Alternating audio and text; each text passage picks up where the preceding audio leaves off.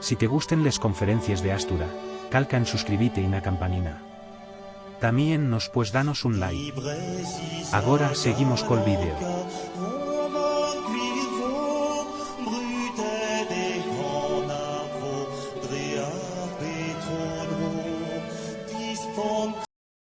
Cada mes una conferencia siempre de tema asturiano, que estoy local del Ateneo Obrero de Xixón, y siempre con las personas más competentes en cada tema, profesionales, en este caso algo de la universidad, investigadores científicos, en cada caso la mejor persona que lo puede ofrecer.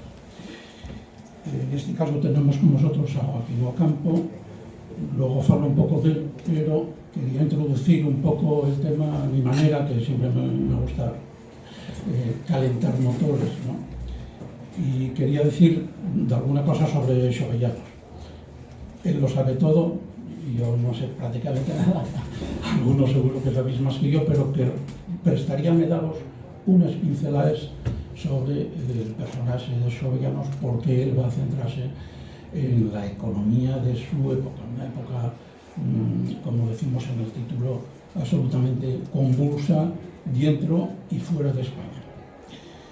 Xovellanos es un ejemplo, yo más que ilustrado, préstame más llamarlo un intelectual además muy comprometido con Asturias. Y un intelectual en el que el rasgo principal, a mi gusto, es que la utilidad pública de las cosas es el criterio central de todo el conocimiento. Eso es lo que va demostrando a lo largo de toda su vida, como en este caso, como economista, porque el rasgo central que hoy va a desarrollar Joaquín es Xovellanos economista. Pero, ¿de dónde vienen las competencias económicas? Porque de formación estudió en primero gramática latina, filosofía, luego estudió cánones, que se decía, derecho canónico, en Alcalá de Henares, luego estudió estudios jurídicos en Ávila. Bueno, tiene una formación muy humanista. ¿De dónde llegó esa vastísima formación que tuvo después? Y sobre todo en el ramo de la economía.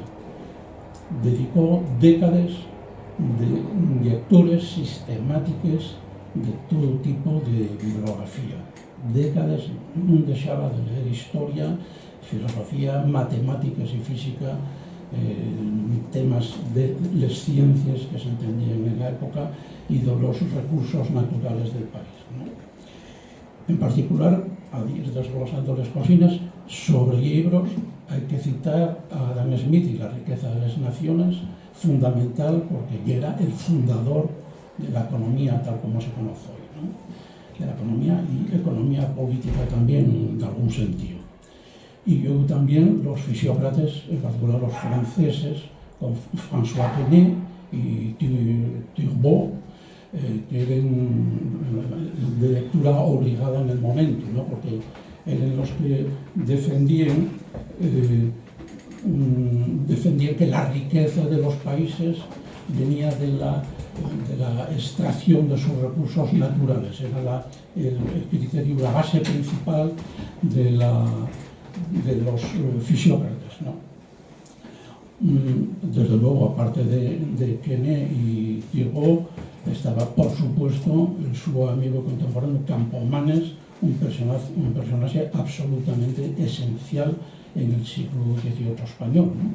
Por los cargos y porque era una eminencia en todos los sentidos. Y amigo de él, y como decimos ahora, coincidieron en muchas actividades cuando Xovellanos vivía en Madrid, sobre todo, ¿no? Luego como tuvo estudios jurídicos, eso lo facultó para trabajar como magistrado en la Real Audiencia de Sevilla, donde ya tuvo por obligación que ponerse en contacto directo con los problemas del pueblo, ¿no? Con los pleitos, litigios de todo tipo y con la miseria y la probitud de los jornaleros andaluces, ¿no? Otro elemento que importó mucho en ese perfil de xovellanos que vos quiero facer brevemente, é a pertenencia a sociedades ilustradas y a 3 reales academias, la de Historia, la Española y la de San Fernando. En la de Historia y en la Española coincidió también ahí con Campomanes, y también porque estas sociedades económicas de amigos del país de la época, que se extendieron por toda España y por América y por muchísimos países. Hoy existen muchos en teoría, otros están desaparecidos, por ejemplo, la de Asturias está desaparecida. Fueron ideas, estas sociedades económicas fueron idea de Campomanes mismo, ¿no? Que yo creo que llegó a fundar la primera de Madrid, la matritense, yo creo que fundó el mismo Campomanes. Pero además de estos laboratorios de ideas que eran las sociedades económicas, Xovellanos era asiduo de los cenáculos de la alta clase social de la época, en particular de la duquesa de Alba, que eran unos cenáculos intelectuales potentes, y también en las tertulias que montaba la condesa de Montijo, donde residió también, ¿no? Pero quizá también fue en las tertulias vespertinas que tenía el mismo Campomanes en su casa, donde se juntaban muchos asturianos, por cierto, que vivían en Madrid, y se juntaban para debatir de economía, de política, de artes, etc., ¿no? Entonces todo eso formó realmente una mente que lo hizo capaz de, con su personalidad también, ¿no? Que esto es importantísimo, lo hizo capaz de redactar multitud de informes, memorias y documentos muy, muy interesantes, porque Xovellanos no solo reflexionaba, pisaba el suelo, viajaba constantemente, falaba con todo el mundo, documentaba y obtenía todos los datos de base, y luego redactaba los informes. Por eso tienen tanta repercusión, como hablábamos antes, tanta repercusión para multitud de puntos de vista y de ideología, siempre la referencia a Xovellanos, ¿no? Porque siempre tienen algo que ellos valen para la oposición, ¿no? Porque era realmente un ser extraordinario. En relación con Asturias, también para terminar, una de las obras más importantes, que si sois de Xixón lo conoceréis seguro, fue el Real Instituto de Náutica y Mineralogía, que fundó en Cimaría, en la Casa del Forno, que es la casa que está enfrente a la derecha de la casa natal, en esa placina, que ahora hay una cafetería, restaurante, que no recuerdo el nombre. Esa es la Casa del Forno, la casa donde estuvo el Instituto de Náutica y Mineralogía, ¿no? Por el afán de promover la industria y las técnicas en Asturias, porque el gran problema era que, como decía él, era la provincia más atrasada de España, ¿no? Entonces, él promovió el desarrollo de conocimientos y prácticas con vistas a ser un territorio eficaz en la revolución industrial que estaba en puertas en España y que ya estaba desarrollada en Inglaterra y en Escocia, donde él cita que hasta 1600 buques movían el carbón por allí, cuando aquí el carbón iba por un camino de Langreo al puerto de Xixón con carros de bueyes, ¿no? Entonces, por eso él promovió reformas viarias, reformas ferroviarias, reformas portuarias, la creación de consulados de comercio, etcétera, etcétera, etcétera. Incluso la canalización del Nalón, muchas iniciativas, el Camino a Castilla, muchas iniciativas para conseguir un territorio con capacidad de prosperar. Bueno, ¿y quién nos va a hablar de todo eso? Realmente, a fondo, pues a él no le gusta que lo diga, pero para los profanos como nosotros, y es una eminencia, y es Joaquín Ocampo, ¿no? Joaquín había una figura de referencia en la historia sobre todo económica del siglo XVIII y en particular precisamente en Asturias, ¿no? Y también, que luego haré una referencia a la historia empresarial, en muchos escritos sobre historia de empresas asturianas que luego os cito.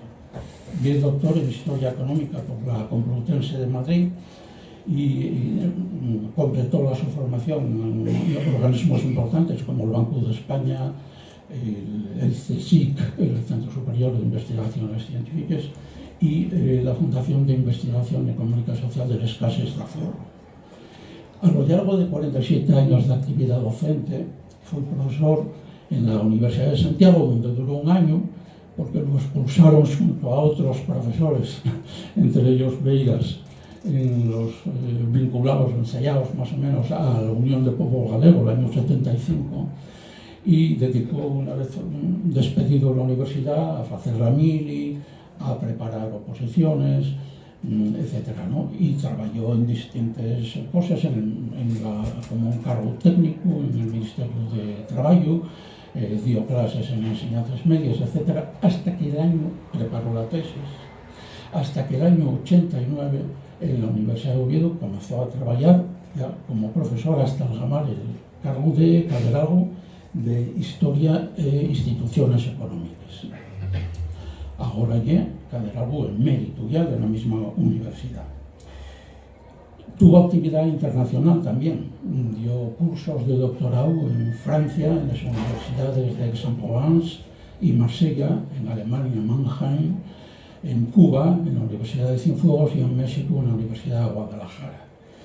Como investigador, la su obra céntrase en tres grandes temas, ¿no? Que es la historia, decíalo antes, la historia de la economía moderna asturiana, centrándose mucho en las manufacturas, en ferrerías, en la pesca tradicional y en las manufacturas textiles, son tres campos que tocó mucho, y luego también en el análisis económico del siglo XVIII, centrado expresamente en Sorianos y en Campomanes, aunque también trabajó sobre Flores de Estrada, Toreno y Argüelles, ¿no?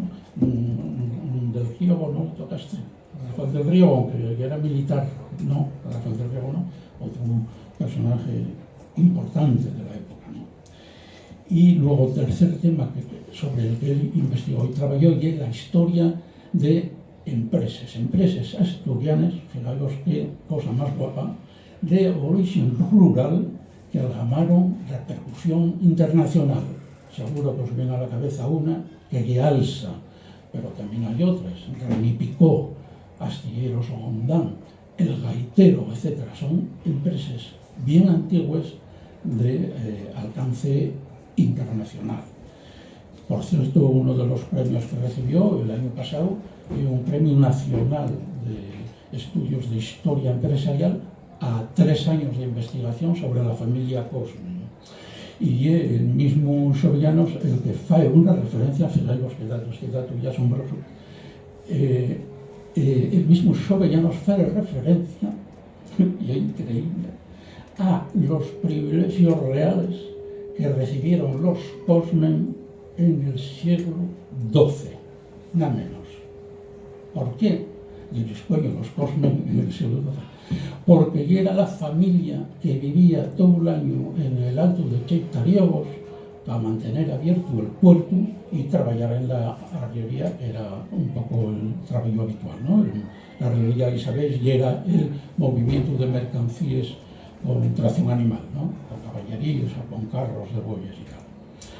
Pues ya Xovellanos encontró ese dato en un viaje a Cangas de Narcea y no sé muy bien dónde lo tiene publicado. Yo esto lo tengo aquí.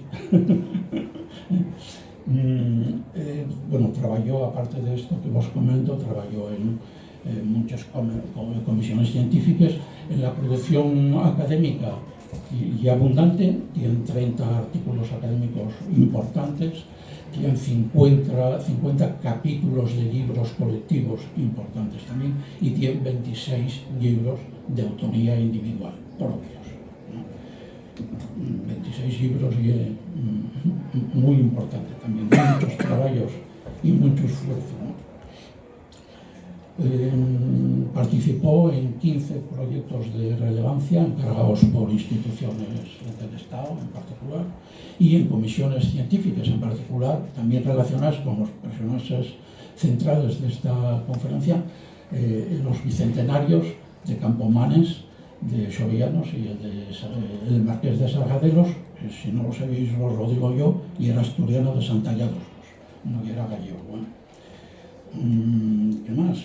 Los reconocimientos recibidos fueron el premio Juan Uría, el premio internacional de ensayo de la Fundación Foro Jovellanos, con un estudio muy interesante que se llama Jovellanos, Asturias y las obras públicas, muy interesantes porque condensan ese estudio realmente todo ese compromiso de Jovellanos con Asturias está perfectamente recogido hoy. Si todo, ya os digo, desde el punto de vista económico, ¿no? Los proyectos y las obras que promovió en Asturias. Y poco más que decir, que sigue trabajando, no para, sigue trabajando ahora mismo en las escuelas de aprendices de España a partir de 1850 y uno está preparando un trabajo también sobre la historia del curtío en Asturias. Y además tenemos un placer enorme de tenerlo con nosotros porque es una figura muy importante de él. Sí, te lo paso yo, cuando me digas, hazme una señal. Bueno, Rogelio me robó 15 minutos. Yo te digo ahora, voy a ir un poco rápido. Lo primero que quiero señalar es que debe de parecer anómala esta presentación, este guión, porque si os fijáis, 1, 2, 3 capítulos no tienen nada que ver en teoría con Jovellanos, sino con el contexto en el que Jovellanos se forma, analiza, estudia la economía asturiana. Si un estudiante de primero de económicas coge hoy las obras económicas de Jovellanos, que son estas, y dice, pues esto me dice Jovellanos, no me dice nada nuevo. Entonces, lo importante es, lo que el propio Jovellanos decía, lo importante no es llegar, sino saber de dónde se parte. Entonces hay que saber de dónde parte Jovellanos. ¿En qué época escribe? Y dos precisiones. Una, la tesis central de esta exposición. ¿Me oís bien todo? Sí. ¿Algún lío? Es que yo creo que soy el peor con esto. La tesis central de mi exposición es que en el pensamiento, en el análisis que hace Jovellanos de la economía asturiana, hay 3 etapas muy definidas por sus textos, claro. Una etapa de optimismo, una segunda etapa de mayor realismo sobre las posibilidades de Asturias y una ya de completo pesimismo. Esas etapas van moduladas por el cambio de las circunstancias de cada momento. Y la segunda precisión que debía haceros es que si hablásemos de un personaje de Álvaro Flórez Estrada en el 19 o de un economista del 20, posiblemente os ubicaríais mejor, ¿no? Revolución industrial, sociedad urbana, lucha de clases, pero claro, ¿no? Ahora vamos al siglo XVIII y entonces ese escenario igual nos resulta un poco más complicado. De ahí el sentido de estas 3 introducciones, sin las cuales no se puede incardinar. Son las coordenadas donde se puede situar a Jovellanos. Sin ellas, Jovellanos o los escritos económicos carecen de valor. Asturias, Europa, el XVIII es un siglo de convulsión, de grandes transformaciones sociales, en el medio y en el largo plazo. No son exclusivas de la Revolución Francesa. Inglaterra y Holanda en el siglo XVII habían hecho ya la primera revolución, la transición de unas monarquías que se legitimaban, rex gratia deo, rey por la gracia de Dios, eran de origen divino, a unas monarquías o repúblicas que se legitiman de forma laica por la soberanía popular. Es la transición de una sociedad estamental, que es un concepto un poco complicado, para que no esté en ello, a una sociedad de clases. Una sociedad de clases es la nuestra, ¿no? Trabajo, riqueza, movilidad social, pero todos tenemos, hay ricos y pobres, claro, pero todos tenemos los mismos derechos. Hasta el siglo XVIII la sociedad no era así, había unos estamentos privilegiados, la nobleza y el clero, y un estamento que era el tercer estado, el estado llano, la burguesía comercial, financiera, industrial, los campesinos, que tenía otro estatuto jurídico. no podían acceder a los cargos públicos, no podían acceder a la iglesia, al ejército, etc. Y además tenían que pagar impuestos, mientras que la nobleza y la iglesia no solo estaban exentas, sino que tenían su propia fiscalidad. Las catedrales, ¿con qué se hicieron? Con el diezmo. ¿Y el diezmo qué era? La 10ª parte de las cosechas que los campesinos tenían que entregar por ley divina a la iglesia. Este concepto también es muy importante. Estas sociedades tendían al estancamiento, porque eran sociedades de base orgánica. Quiere decir, la energía es lo que mueve la riqueza, e incluso la vida, ¿no? El agua es un recurso de oferta estacional. Si no hay agua, los molinos no pueden moverse, las ferrerías, las fundiciones no pueden moverse. El viento, si no hay viento, los barcos no pueden moverse, no pueden llegar a América. La madera, el carbón vegetal, era la potencia calorífica, era el equivalente del petróleo, del carbón en el 19 y del petróleo en el siglo XX, el carbón vegetal. Y gracias a la ciencia, Inglaterra, Holanda, logran pasar a una economía de base mineral. En Inglaterra se acababa la madera, tenían unos problemas para seguir creciendo y descubrieron, ya se conocía en Asturias desde el siglo XVIII, igual que el petróleo se conocía en el siglo XIX, pero no tenían tecnología para transformarlo. Y entonces el carbón mineral permitió romper ese estrangulamiento, igual que en el futuro las renovables, la energía geotérmica y mareomotriz van a librarnos de las restricciones. En este siglo XVIII, la generación y la acumulación de riqueza dejan de descansar en la agricultura y las mercancías y pasan a descansar en la industria. En teoría económica, brevemente, hasta el siglo XVIII, la teoría económica se le llamaba mercantilista. El mercantilismo pensaba lo siguiente: la oferta de riqueza del mundo está dada, hay 10 unidades. Si tú tienes 6 y yo tengo 4, para ser más rico yo tengo que quitártela a ti. No hay forma de crear riqueza, la riqueza está dada. Cuando más rico sea yo, más pobre eres tú. Y era una riqueza al servicio del Estado. El Estado era el que capitalizaba toda la riqueza. Liberalismo: cuando más rico seas tú, más rico soy yo porque te voy a poder vender. Y deja de capitalizar el Estado la riqueza para ser los ciudadanos. Y finalmente en ciencia y filosofía va abandonándose, por eso digo de largo plazo, Renacimiento, humanismo, Galileo, va poco a poco rompiéndose con un paradigma, con un modelo científico que mezclaba la fe y la razón desde la época de Aristóteles hasta el siglo XVI.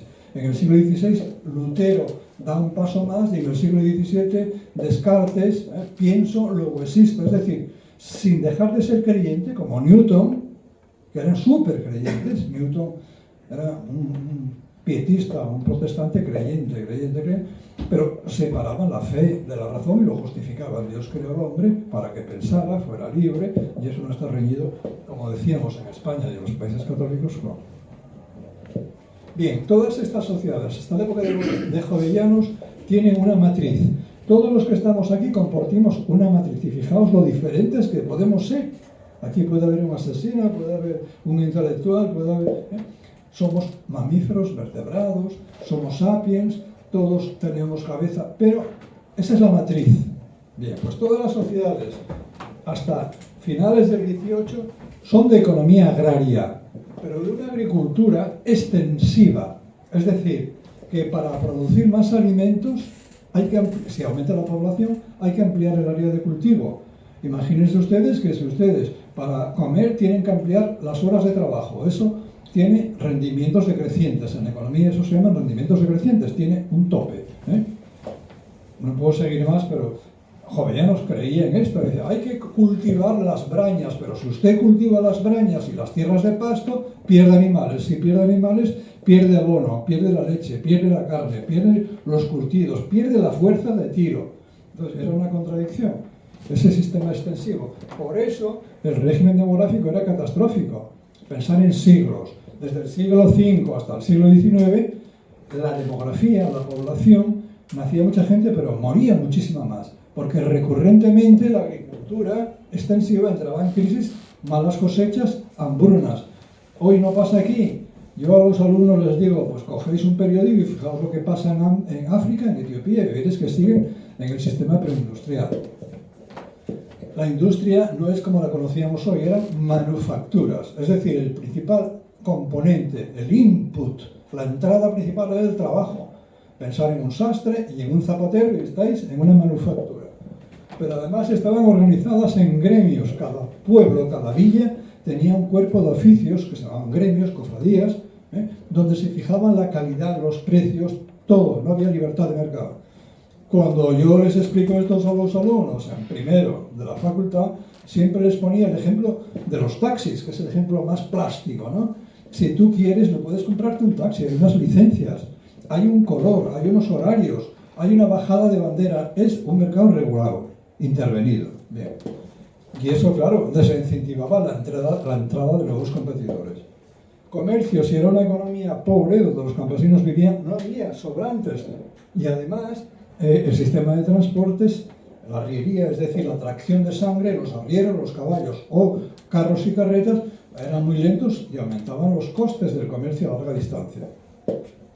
El marco institucional, todas las instituciones, desde los gremios que os acabo de decir, hasta la amortización de la propiedad, es decir, la propiedad no era libre, estaba el 75% en España, catastro de Ensenada y un índice fiscal, estaba a manos de la Iglesia y de la nobleza, y otro 10% a manos de ayuntamientos y del Estado, es decir, que el 85% de la propiedad no estaba en el mercado. La Iglesia no lo podía vender, porque eran bienes de manos muertas, la nobleza lo transmitía por ley de mayorazgo al primogénito, no lo podía vender aunque se arruinase, y los ayuntamientos y el Estado tampoco lo podían vender. Entonces crecía la población y no había tierras que comprar. Todo esto impedía el crecimiento económico. Y finalmente la sociedad, como os dije, era una sociedad sin movilidad vertical ni horizontal, con el agravante de que, aparte de acceder a cargos públicos, cobraban impuestos, es decir, competían con la hacienda del Estado al recaudar, la Iglesia el diezmo y la nobleza los impuestos de pesca, de paso, de montes, de todo, ¿no? Ese mundo empieza a venirse abajo en el siglo XV. Siempre es el mercado, la fuerza disruptiva. Pensar en Internet, en la venta online, bueno, pues América. Llegan el maíz y la patata y eso va en un proceso muy largo a reforzar la subsistencia, desaparecen las malas cosechas, aumenta la población, mucha población empieza a vivir en las ciudades.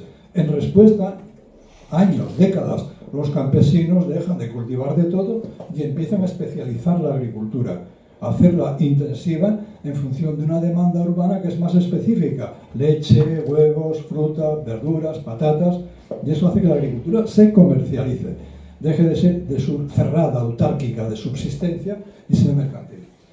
Manufacturas.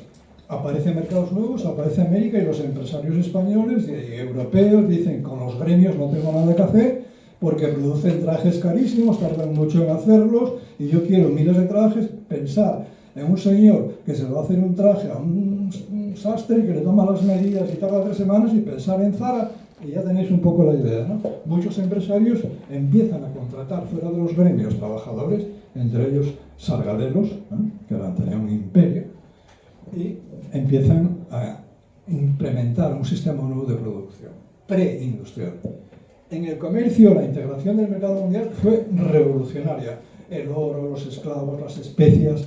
En respuesta, en Europa aparece la banca, las compañías por acciones, lo que se llamaba el capitalismo mercantil. Lo más revolucionario de América fue el oro y la plata, Ana María, como lo sabes muy bien. ¿Por qué? Porque en Europa, hasta el siglo XVIII, no había dinero fiduciario, o había, pero no tenía validez el papel. Nadie creía en él fuera de un territorio. La base era la moneda, el metal. ¿Y qué proporciona América a Europa? Un chorro de metales preciosos que fueron la base monetaria para aumentar las transacciones. ¿Algún indicador de estos cambios? Que como en Inglaterra y en Holanda, no os lo puedo contar, hubo sendas revoluciones, una la gloriosa, acabaron con la monarquía e impusieron el parlamento. Las monarquías europeas empiezan a tomar conciencia de que están cambiando las cosas, de que surgen nuevas clases, la aristocracia del dinero no de la tierra, y ante el temor empiezan a hacer reformas políticas. Es lo que se llamó el despotismo ilustrado. Todo para el pueblo, pero sin el pueblo. Es decir, evito la vía revolucionaria desde abajo e inicio reformas desde arriba. Este es el marco en el que era un marco completamente revuelto. Podéis imaginaros la conmoción que supuso en Inglaterra la Revolución Inglesa, la gloriosa. Y ya no digamos en Francia la Revolución Francesa, que se guillotine a un rey, ¿no? Que se suprima el diezmo. Era un mundo totalmente cambiante, no tiene parangón en la historia del siglo XIX. Y ahora vamos a entrar en 3 cuadros, pero muy sencillos, ¿no? Fijaos, esto es el PIB per cápita en varios siglos. España parte de un nivel muy bajo respecto a la media europea. Sube con el descubrimiento de las colonias y la llegada del oro y plata. Pero a partir de aquí ya empieza un siglo entero de decadencia, de divergencia con Europa, que va aumentando, salvo su hermano Portugal, que llegó a estar unido al trono español. ¿Por qué tienen un imperio? Pues solamente con leer el Quijote tenéis la mejor metáfora de la decadencia española. O leer el soneto de Quevedo: mireros muros de la patria mía, si antaño fuertes, hoy desmoronados. Es decir, ¿cómo es posible que un imperio que tiene minas de oro en Zacatecas, en México, en Potosí, bla, bla, bla, no funcione? Porque era una economía extractiva, es decir, el oro y la plata no son más que un medio de cambio, no se pueden comer, no se pueden sembrar. Entonces el oro y la plata eran para comprar armas, para mantener una política exterior militar, no constructiva. Los imperios coloniales francés e inglés, como no tenían minas en Estados Unidos, se dedicaron a la agricultura, a los esclavos, al té, y al final vendían los españoles y recuperaban el oro. Asturias. Este es un indicador, fijaos, un indicador. ¿Cuál es el indicador de un país rural? Pues el porcentaje de la población que vive y trabaja en el campo. Fijaos que la media española es 61, Asturias es el país con más población agraria. Siguiente, industria, 15, la mitad, la mitad. Y en servicios, 23, Asturias, 21. Estamos a 2 puntos, pero hay que tener en cuenta una cosa, que en Asturias había muchísimos arrieros y había muchísimo transporte y servicios por los valles, por las montañas, por los 23 pasos de Castilla, eran todo arriería. Y ya entramos en Jovellanos. Bien, son estimaciones, no puedo detallar. La media de España con base 100, para que comparemos, superiores e inferiores. Galicia y Asturias eran las hermanas pobres de España. En ese contexto escribe Jovellanos. Bien, primer escrito de Jovellanos, punto de partida. Tiene 30 y pico años, fue Sevilla, conoció la economía política, que era una ciencia emergente, nueva, de la que nunca se había hablado en Europa, y estaba muy contento en aplicarla, y empieza este discurso que pronuncia en Oviedo, diciendo, bueno, el discurso puede dar lugar a alguien que no se haya versado a confusión, porque emplea la palabra felicidad. La palabra felicidad aparece en la economía en el siglo XVIII. Pero fijaos lo que dice Jovellanos. No tomo esta palabra en sentido moral. Entiendo aquí por felicidad aquel estado de abundancia y comodidades que debe de procurar todo buen gobierno a sus ciudadanos. Es decir, la felicidad en esta época era riqueza. Optimismo, ¿por qué? Porque cree que Asturias es un país agrario muy rico, que a partir de sus recursos naturales puede crecer, transformar la manzana en sidra, los derivados lácteos en queso, los derivados cárnicos en embutidos, la madera en cestas, en duelas, en carros, en fin, ve maravillas por todos los lados, ¿no? Y todo esto tiene sentido si se puede vender, porque en Asturias los campesinos no compran, viven de hacen sus carros, hacen sus ropas, plantan sus cultivos, se autoabastecen. Pero y luego voluntarismo por otro lado, o sea, optimismo y voluntarismo. ¿Por qué? Porque llama a la nobleza y a la Iglesia a colaborar en el gran proyecto de hacer progresar a Asturias. Como dijo antes Amadeu, se habían creado sociedades económicas, y Jovellanos pues pensaba que podía funcionar. De la nobleza esperemos que salgan con el tiempo los celosos e ilustrados patriotas que trabajen útilmente por el bien de nuestra patria. La caridad de los eclesiásticos, el celo de sus individuos estimularán con sus socorros a los colonos y a los artesanos. ¿Verdad? Pedirle peras al olmo. Bien. Espera, perdona, pasa atrás. Y puse aquí, hacia atrás, aspectos críticos, porque en el mismo texto joveano, de forma, dice, bueno, en Gijón hubo mucha pesca y está en decadencia. Creo que la causa son las matrículas. Las matrículas eran como gremios, es decir, para ejercer la pesca, para poder pescar, el Estado, la Armada, imponía la obligación de que todo joven o individuo de 18 a 60 años que pescase tenía la obligación de acudir a los llamamientos de la Armada. España era un país colonial, era una gran potencia colonial, fijaos, aparte de las posesiones europeas, Filipinas, Nápoles, Sicilia y toda América. Había constantes guerras y entonces el riesgo de que te llamasen era muy elevado, la siniestralidad era muy elevada. Recordad que los barcos eran de madera y la propulsión era el viento. Entonces nadie quería pescar. Entonces la pesca en Asturias descendió. Luego hace alusión a los catalanes. Los catalanes venden en Asturias el arenque, la sardina. ¿Qué pasa con los catalanes? Los catalanes habían emigrado en el siglo XVII a Valencia y luego fundaron en Huelva, Islantilla y otras pequeñas poblaciones. Luego llegan a Galicia y se hacen dueños del mar. Tienen dinero, pero sobre todo tienen una tecnología nueva. En vez de la pesca con cercos y con artes flotantes de deriva, tienen unos barcos que arrastran una red, se llaman bows o parejas. Arrastran, pescan más, multiplican las capturas, bajan los precios y tienen unas técnicas de transformación del pescado que lo hacen más durable. Pueden comerciarlo más lejos porque no se pudre. Asturias no comercializaba apenas el pescado porque, fijaos, en verano hacía calor y se perdía, pero cuando había más pesca, que era en invierno, sardina, besugo, merluza, las costeras, para ir a Madrid con la nieve, etcétera, etcétera, pues era carísimo. Entonces los catalanes inventan sistemas nuevos de... Luego también habla de riqueza forestal. Y dice ahí, es que los montes de Asturias están como en Inglaterra, ¿no? Desapareciendo, por dos motivos. Uno, las ferrerías, arados, herraduras, clavos o clavazón de hierro. Todo ese material de hierro se hacía en ferrerías que quemaban el hierro con carbón vegetal. Una unidad de hierro, 30 unidades de madera. No había bosque que lo resistiese. Pero además España era una potencia naval. Se habían creado en el siglo XVIII, en 1726, arsenales en el Ferrol, y toda la construcción naval militar del Ferrol salía de Asturias prácticamente. Muniellos se libró por los pelos, porque quedaba muy lejos. Bien, y Jovellanos no dice ni pío. Dice, no, las matrículas de mar es una faena, que los marineros no vayan a los barcos porque los llama el Estado, pero ¿qué haría el Estado sin los hombres? Es decir, no toma partido, no toma partido, claro.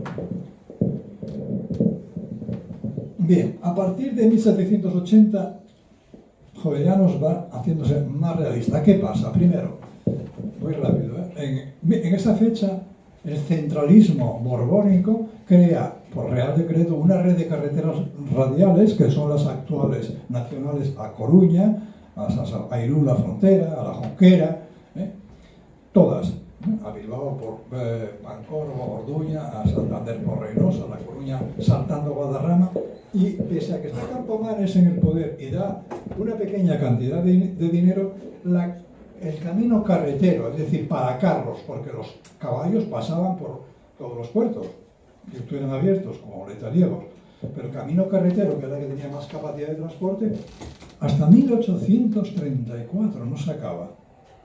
O sea, Asturias estaba marginada completamente, no tenía poder negociador, no tenía una clase mercantil ni política con peso en Madrid, como ahora, ¿no? Más o menos. En estas dos fechas, otro hombre de Estado, que fue, entre comillas, el que colocó a Jovellanos, Campomanes, acabó con...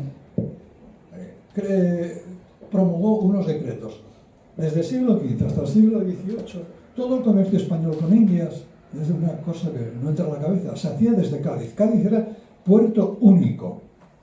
Fijaos que Cádiz no tenía tradición marítima ni portuaria como Barcelona, como Santander, como Coruña, como Málaga, Valencia.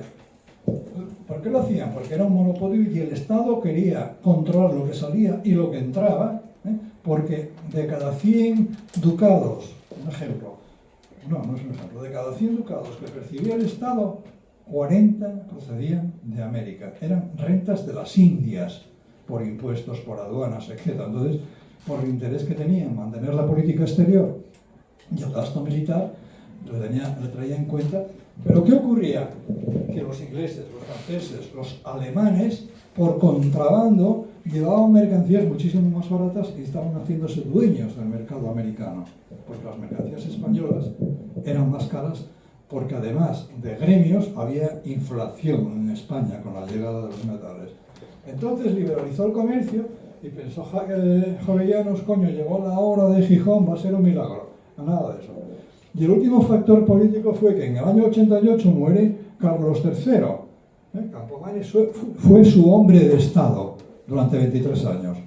Entonces acaba el ímpetu reformista, porque al año siguiente estalla la Revolución Francesa, llega al poder Fernando VII, Carlos IV, vuelven a cerrar España con el exterior, y se inicia un ciclo de guerras en España y en América. Una de ellas fue la guerra, las coaliciones antinapoleónicas que se formaron en Europa contra Napoleón. La primera guerra fue que los franceses entraron en España, ocuparon todas las fundiciones del País Vasco, todos los armeros vizcaínos, todas las ferrerías donde se hacían cañones y bombas desaparecieron, y por eso se creó Trubia, la fábrica de fundición de Trubia, de municiones, y la de armas de Oviedo, eran todos vascos. Gracias a esa guerra, Asturias tuvo un sector minero-metalúrgico. Bien. Y entonces Jovellanos empieza a cambiar poco a poco, vais a ver los textos, ¿no? Asturias es un país pobre, la demanda interna es muy pequeña y no hay ningún empresario que se atreva a hacer una gran empresa, porque se adapta al mercado asturiano, que es pequeño, y como no hay grandes empresas, no vendemos fuera, no somos competitivos. Segunda pregunta que se hace, ¿y por qué la gente es tan pobre? Porque las tierras están amortizadas. Aumentó la población, aumentan las rentas, los alquileres, como las tierras no se pueden vender. Lo que hacen los padres, en contratos que tienen censos, foros, se llaman, arrendamientos, es dividir entre los hijos, minifundismo, es decir, refuerzan la pobreza. Y el resto de varones pues emigran, como sabe muy bien Ana María, pues muchos a Madrid, de aguadores, de serenos, de mozos de cuerda, a Cádiz, y algunos a América. Y, por último, los que tienen dinero, la nobleza y la iglesia, y los comerciantes que se están haciendo ricos con América, no invierten en industria, decía Jovellanos. Se hacen terraceros, compran tierras. ¿Por qué? Porque la tierra era un símbolo, aparte de una fuente de riqueza, porque todos los campesinos, era un símbolo de prestigio social. Igual que hoy hay formas de riqueza que siguen siendo de prestigio social. Y en términos comparativos, los decretos anteriores de la carretera radial y los decretos de libre comercio le hacen entrar a Jovellanos la idea de, coño, en Santander, en Bilbao y en La Coruña hay una burguesía mercantil que tiene unas redes clientelares en Madrid, que tiene mucha presión, son lobbies, y además tienen una tradición, tienen una marina mercante. Por Bilbao salía el hierro vasco, que era el más rico de Europa, de Somorrostro, que lo empleaban en todas las fundiciones europeas. Por Santander salían las lanas de Castilla, los esquileos de las ovejas eran por Burgos, salían por ahí con las harinas. Y en Coruña salía toda la pesca catalana. Entonces eran puertos que llevaban desde el siglo XV con una tradición mercantil y marinera. La de aquí era una tradición de comercio de cabotaje, de puerto a puerto, en Asturias, y poco más. Entonces hay dos textos representativos de esta época, de ese realismo. Jovellanos dice: esta provincia no tiene en el día sobrantes, pero si se une a Castilla por una carretera, cosa que habría que discutir, él lo cree, va a tener excedentes. Sin una comunicación de estas características, Asturias no va a ser nunca rica, ni industriosa, ni comerciante, es decir, todo lo fía a la carretera de Castilla. En términos comparativos actuales podríamos pensar en el AVE, en ese consorcio del noroeste que llevan años hablándonos de él, en la autopista atlántica. ¿Cuántos años llevamos, no? Y luego, al hablar del puerto de Gijón, pues dice, hombre, Gijón, yo esperaba que con los decretos de libre comercio, al poder salir barcos de aquí a América, iba a enriquecerse, y no fue así. No han sido ni tan frecuentes como en otros puertos, ni trajeron tanto dinero. En Asturias, no tengo tiempo, el corazón industrial y comercial de Asturias, que puede extrañaros, estaba en la ría de Leo, Ribadeo, Vegadeo, Castropol y Villaverde. Ahí estaban los astilleros más poderosos del norte de España. De ahí salía toda, como sabe muy bien Moncho, toda la marina mercante. De ahí salía toda la fundición de los oscos, Taramundi, todos los clavos, salían para el Ferrol, para el Arsenal. Era una zona muy rica, muy rica. Llega la hora del pesimismo. Estas dos cartas son muy famosas. Fijaos la primera. Los mayorazgos y monasterios son los únicos propietarios. No pueden vender, por lo tanto la tierra no circula, no hay un mercado de tierras.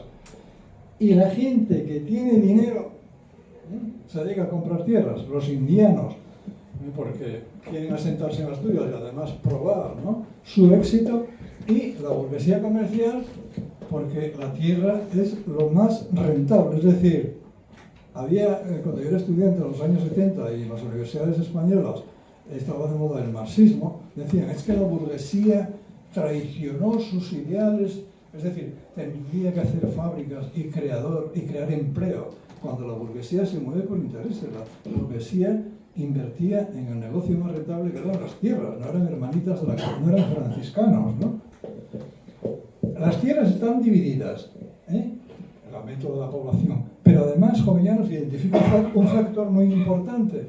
En la agricultura podían sobrar brazos y podían resituarse aquí si hubiera un sector refugio, una industria capaz de absorber el excedente agrario, pero tampoco la había. Y luego tiene un texto muy polémico sobre la emigración asturiana, lo dice, es mucho más largo, que hay mucha gente que le va a decir que es muy radical, que no tiene corazón, pero él dice, prefiero que estas emigraciones funcionen a que en Asturias se queden y se hagan miserables. En la carta sobre la industria describe perfecto el panorama de lo que hay aquí. La industria rústica ya queda muy poca, ¿no? Es la gente que transforma in situ, pues esto, ¿no?, los quesos, los salazones, manteca, etc. La industria popular es la que hacía todo el mundo en su casa. Era una pluriactividad porque había que comer, no por otro motivo. Tejeros de llanes que recorrían el norte de España, noreñenses que hacían calzado, en fin, mobiliario. Había zonas como muy especializadas, en Pola de Lena los madreñeros, en fin. Pero dice, aunque esto es muy virtuoso y a nadie le falta lo que necesita, esto no construye un país. Lo que construye un país son astilleros, grandes fundiciones, y de estas aquí no hay ninguna. ¿Por qué? Porque no había inversión, evidentemente. Entonces, a partir de 1778, 79, las dos grandes fábricas de fundiciones de cañones de España, Liérganes y La Cavada en Cantabria, acaban con toda la madera que tenían. No pueden producir. Quedaban las fábricas de bronce de Barcelona y de Sevilla, pero el bronce era carísimo, con respecto a los cañones de hierro. De hecho, España tenía que importar toda la fundición de hierro de Escocia, porque aquí no había madera. Entonces dice Jovellanos, bueno, y además, en el caso de que el carbón salga adelante, si aquí no tenemos fábricas, porque Jovellanos estaba en Trubia, y en Trubia se construyeron dos altos hornos, y intentaron fundir hierro con carbón mineral, pero no sabían transformar el carbón mineral en carbón de coke. Había que desazufrarlo y purificarlo. No sabían hacer altos hornos, no había tecnología en España. No había ladrillos sedimentarios para contener las altas temperaturas. Y reventaron. Y encima la Armada optó por traer el mineral del Langreo, no por carretera, sino por el río Nalón, que eso es, para hablar otra ola, ¿no? Fue un desastre absoluto, porque el ingeniero jefe, Casado de Torres, fue a Inglaterra, vio que allí era todo por canales y muy barato el transporte y pensó que los ríos asturianos eran como los ríos ingleses. Claro, fue un desastre. En la primera invernada de inundación fueron todos los canales. Bien, él dice, Jovellanos sabe todo esto, por libros, él no viajó mucho, que los ingleses ya tienen caminos de hierro, es decir, ferrocarriles, que los ingleses tienen una marina mercante espectacular, específica, especializada, y todo eso haría falta en Asturias. De hecho, el Real Instituto Asturiano de Náutica y Mineralogía iba por ahí. Bien, pero Jovellanos murió sin ver todo esto. Pero había un problema, aunque el motor de la primera revolución industrial era el carbón, y Asturias era el país minero por excelencia en España, había un problema. La demanda de carbón, ¿quién la protagonizaba? Las fábricas, o los barcos, o los ferrocarriles, si tuvieran máquinas de vapor, pero no la tenían. Y la otra demanda eran las fundiciones para fundir y producir hierro con carbón mineral, pero no había tecnología de transformación. Y eso hay que importarlo y lleva muchísimo tiempo. Y por otro lado, ya que no hay demanda de carbón, nos queda la posibilidad de venderlo. Problema segundo, no tenemos una marina mercante específica. Eran chalupas, eran goletas que cargaban 20 toneladas. Punto 1. Punto 2. El coste de transporte desde Bocamina, Langreo, al puerto del Musel, con 200 carros de bueyes todos los días, o por el río Nalón, que dejaba de funcionar en invierno, encarecía el coste final, de tal manera que los ingleses se hacían dueños del mercado español porque producían carbón de más calidad y más barato. Es decir, se le van acabando los recursos a Jovellanos, ¿no?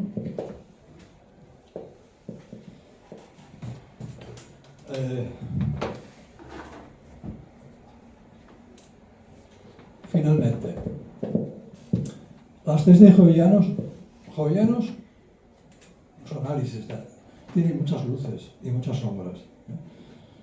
Luces, aciertos, pronósticos, proyecciones, y sombras por tres motivos. Uno, porque en la época de Jovellanos faltaba información. No había móviles, no había internet, no había máquina de escribir. Es decir, era imposible, si todavía hoy mucha gente bastante duda de la población que tiene España. Jovellanos no sabía la superficie de cultivo que había en Asturias, ni en España, ni la población, ni en la balanza de comercio, cuántos eran datos, era una época preestadística. Punto 2. Faltaba el instrumental teórico para analizar todo eso. Ese instrumental teórico, ¿dónde estaba? Estaba en Inglaterra, en Francia, Adam Smith. La teoría del valor, la oferta, la demanda, cómo funcionan los mercados, cómo se demuestra en algunos casos que las intervenciones públicas. Adam Smith decía que había 3 tipos de intervenciones públicas. Una, mantener el orden exterior e interior. La seguridad jurídica, las leyes.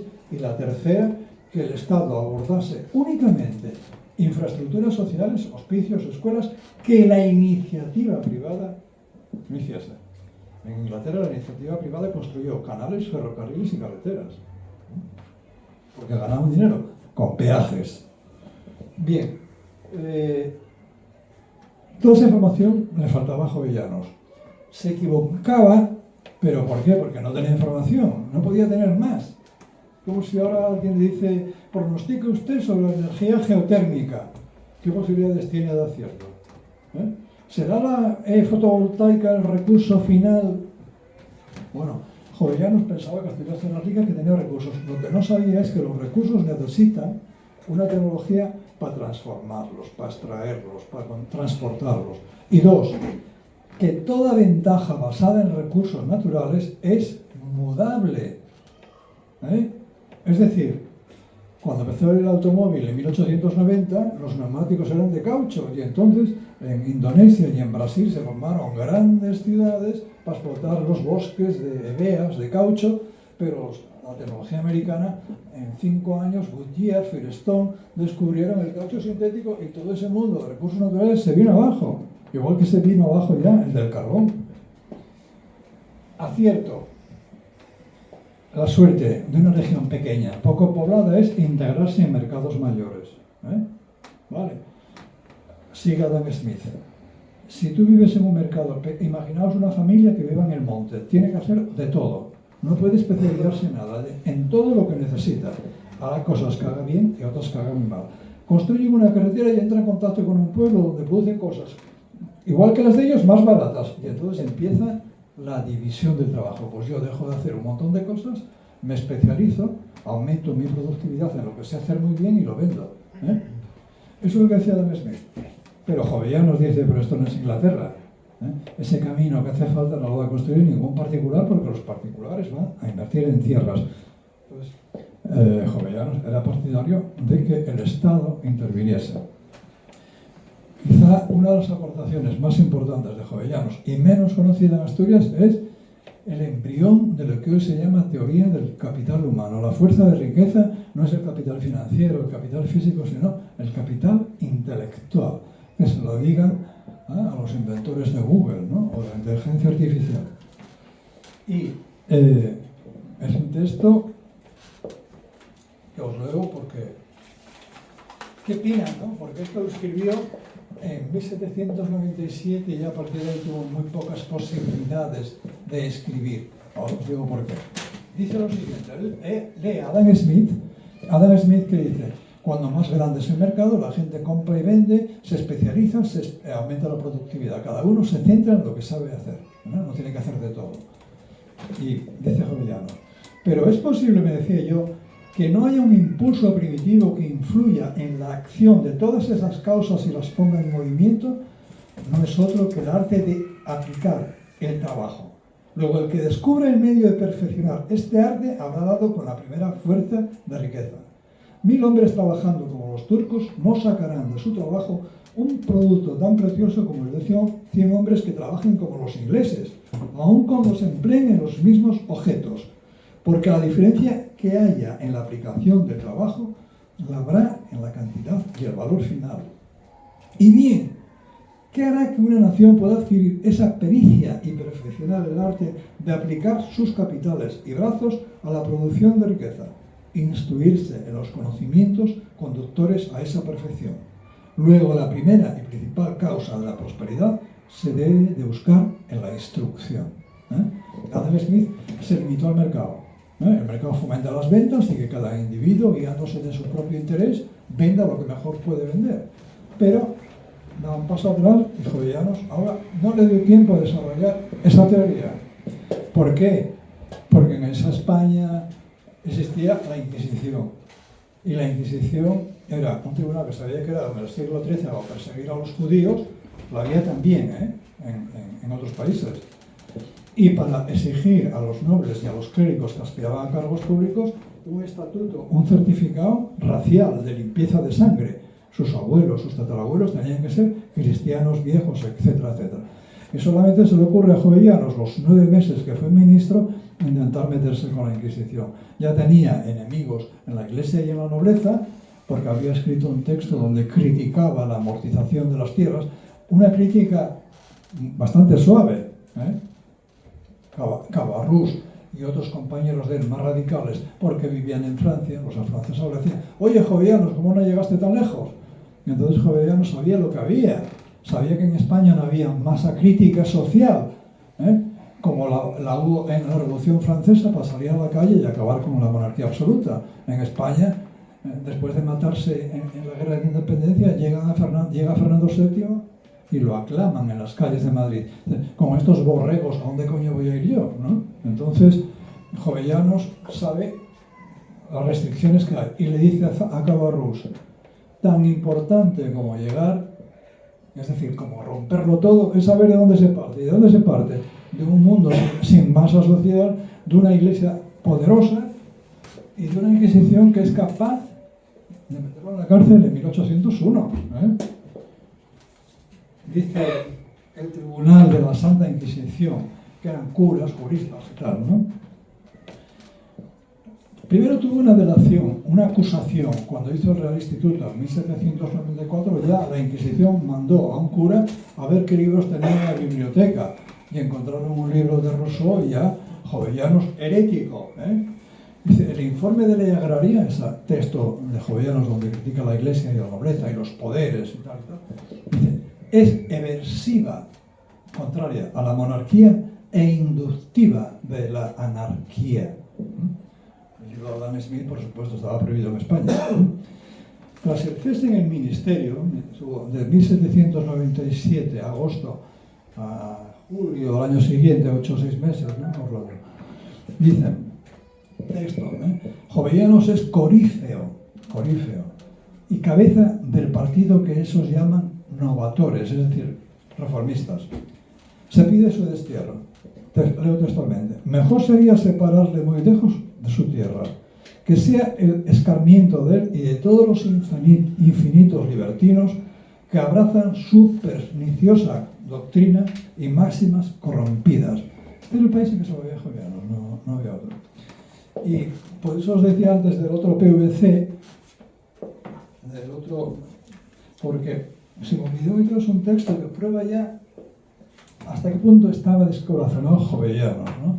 Que dice así: ya veo, amigo mío, que se trata mucho de la felicidad pública y poca de la de los particulares, que se quiere que haya muchos labradores y no que los labradores coman y vistan, que haya muchas manos dedicándose a las artes y oficios y que los artesanos se contenten con un miserable jornal.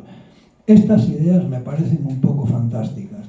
Ponen al pueblo, esto es, a la clase más necesaria y digna de atención, en una condición miserable.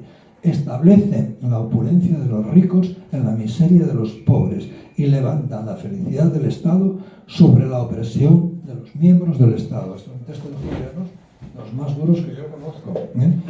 Lo cual, que sea crítico no quiere decir que sea revolucionario. Tiempos convulsos. Jovellanos asiste a lo peor que no tiene nada de comparable con la transición de la dictadura de Franco a la democracia. Esto era muchísimo peor, era un mundo que se resquebrajaba a clases sociales, de economía, y Jovellanos está perdido. Hay un momento crucial en su vida cuando sale en 1800 de la cárcel de Mallorca y vienen los emisarios de José I Bonaparte, que era rey de España, pidiéndole que sea ministro del Interior. Y su amigo íntimo, Cabarrús, porque se enfadó con Campomanes, tenía un sentido de la lealtad Jovellanos espectacular. Cabarrús le dice, pero vamos a ver, Jovellanos, ¿qué más debéis servir con los Borbones de España que con José I, que son franceses los dos? Si José I traía una constitución en la mano, con la desamortización en la mano, es decir, el país que tú sueñas y tal, pero se le plantea un problema cristiano, ético. ¿Cómo voy a pasarme yo a un gobierno intruso cuando en Asturias y en el resto de España mis paisanos, los españoles, los estudiantes, están en armas contra los franceses? Ese fue un gran dilema de Jovellanos, pero no. Fue viejo y pobre a Cádiz, a preparar las Cortes de Cádiz. Bueno, las desgracias de este hombre: si naciste para martillo, del cielo te caen los clavos. Y yo creo que no hay más desafortunado en política, en economía, en términos morales, Jovellanos. Aunque después le venga el reconocimiento, Jovellanos estuvo en Puerto Alegre. Bueno, gracias.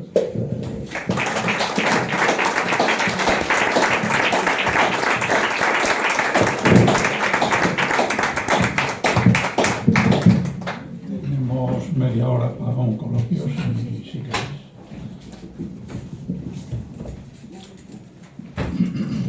Joaquín, tú planteas que las ideas de Jovellanos él no las pudo ver materializadas. La carretera Corbonera, fijaos, él decía, frente a canalizar el Nalón, en vez de traer los carros de Duelle, hacemos una carretera, esa en 1870. La pregunta que te hago, sus ideas se materializaron 200 años después, es decir, ahora mismo, o ni siquiera. No, porque Jovellanos, como os dije, nace en una familia más bien noble. Tenía demasiados hermanos, no era muy rico. Pero él no concebía un mundo sin nobleza. Ponerse en su lugar, concebir vosotros un mundo sin burguesía, sin propietarios. No es parecido. Es que te mueves en un mundo, ¿no? Los rusos en 1917 sí, hicieron una revolución, pero eso era... Las ideas de Jovellanos en política, desde luego, no. No sé si trajiste aquí a Fernández Sarasola, que es un catedrático de constitucional, experto en Jovellanos. Jovellanos era bicameralista, es decir, la Revolución Francesa, voto directo, sufragio universal y una sola cámara de todo el pueblo. No había estamentos, eran clases sociales. Pero en Inglaterra, pese a haber hecho una revolución burguesa, era una revolución moderada. Había grandes propietarios que formaron la Cámara de los Lores y las clases medias la Cámara de los Comunes. Entonces, la Cámara de los Comunes votaba las leyes, pero los Lores tenían siempre el derecho de modificarlas. Jovellanos eran partidarios de esa monarquía bicameral donde se mantuviera el equilibrio entre las clases sociales. O sea, las ideas políticas de Jovellanos, que personalmente hoy más se mantiene, fue su compromiso moral, es decir, de renunciar a servir a Pepe Botella, a José I, su compromiso con Asturias, a través de todo lo que escribió de economía, que está ahí, y luego compromiso político, hasta donde él pudo llegar. Lo que pasa es que, como dije antes, luego, claro, imaginaos que las obras completas, Orlando sabe mucho más que yo, todo lo que se escribió sobre Jovellanos, lo que se escribió en términos políticos, bueno, eso es todo un revoluto, desde Cascos hasta los republicanos. Sergio Collantes podía dar una gran exposición aquí sobre el republicanismo. Silverio. Regeneracionistas, krausistas, carlistas, todos cogen libros. Ah, mira, esta frase de Jovellanos me la apropio. Eso de Jovellanos. Entonces, como dice Pedro de Silva, en Asturias, en el panteón del santoral asturiano hay dos santos, ¿no? O una santa laica, la Virgen de una santa eclesiástica, la Covadonga, y dos santos civiles, don Pelayo y Jovellanos. Eso es la mitología asturiana. Pero podemos renunciar a él, ¿eh? No podemos renunciar a él. No nos demos con Jovellanos encima de la cabeza. Quiero decir que no seamos... Hay que moderarse y contextualizar donde tú has dicho. Tuvo gran poder, por ejemplo, al este de Inglaterra, de Lord Holland. El poder que tenía Lord Holland y Lady Holland sobre él, en las últimas cartas, se ve que él bebía por esa política. Entonces, claro. Y luego el miedo y cómo vivían, ¿no? En España se vivía con el miedo de la Revolución Francesa. A partir de la Revolución Francesa, esto era cerrado los Pirineos, era cerrado totalmente. La Inquisición a tope, con los motores en marcha. Entonces, ¿quién no tenía miedo? Tenía miedo todo el mundo. Claro, lógico. Lo que me extraña a mí la pregunta es, ¿cómo pudo resistir tanto este hombre después de todo lo que sufrió? De todo lo que sufrió en Belver, de todo lo que sufrió con el instituto. Que cuando no venían los de Oviedo, venían los curas, y cuando no se le cortaba el suministro, era todo ataques al instituto. Cuando ya sale de Cádiz en 1810, el pobre perdió los valores. Todo, ¿no?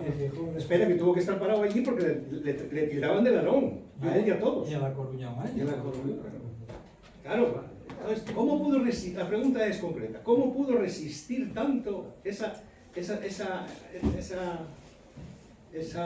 salud, ¿no? La salud, la cabeza, la psiquis. Yo sé por qué trabajaba tanto. Yo tengo mi secreto de por qué podía trabajar tanto, y no lo voy a decir aquí. Pero, ¿por qué te podía? No puedo. Entonces, ¿pero por qué tenía esa resistencia? ¿Por qué tenía esa resistencia? Murió a los 67 años, me parece.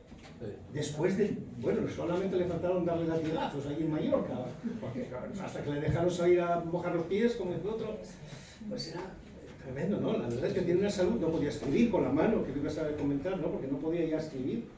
La verdad es que tuvo muchos amigos, era fiel, leal a sus amigos y sus amigos hacia él, porque allá donde iba Jovellanos iban 2 o 3 amigos siempre con él, y eran leales. No sé si os fijaste en los dos retratos de Jovellanos de la primera diapositiva. Sí.